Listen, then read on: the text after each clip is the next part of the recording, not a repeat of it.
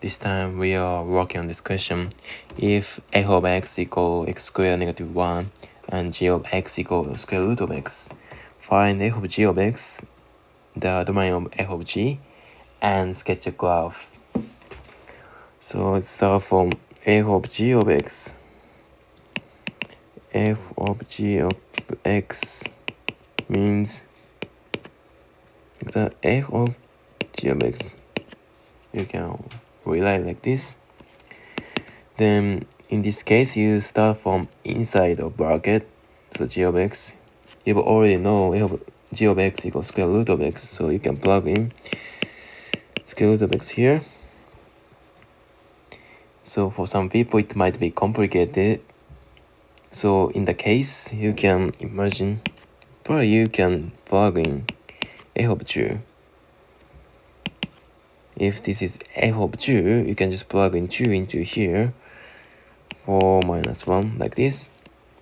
In this case, it's square root of x instead of 2.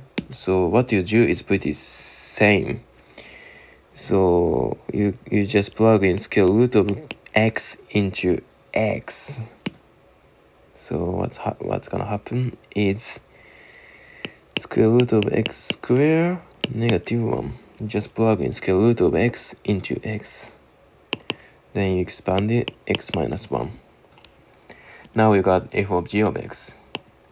Next, what's the domain of f of g? So to find the domain, but before finding the domain, do you remember what the domain is? Domain is x values of the functions. So we got two functions this time, two relations this time. And this for this one, you can, x values can be anything actually, because you can plug in negative values and positive values as well. So domain of f of x is all real numbers. There's no restriction. However, what about g of x?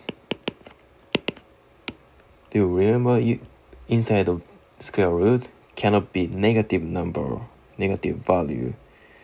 So you have to plug in x bigger than 0 or equal to 0, because there's no square root of negative 1. It doesn't exist. So you have to plug in the values which is bigger than 0. So the domain of f of g is gonna be x is bigger than 0 or equivalent to 0. And last question, sketch the graph. This case, you have to sketch the graph of here, f of g of x equals x minus 1. Y x.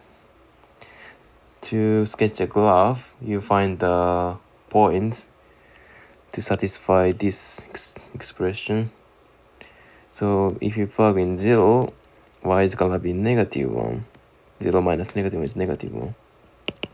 And if you plug in 1 into this equation, it's gonna be 0. And this is a linear function, so it's gonna be, graph is gonna be linear, but this time you have to be careful. Like we estimated, x values is bigger than or equivalent to 0, so you can't draw the graph on this side. So this graph starts from here, then continue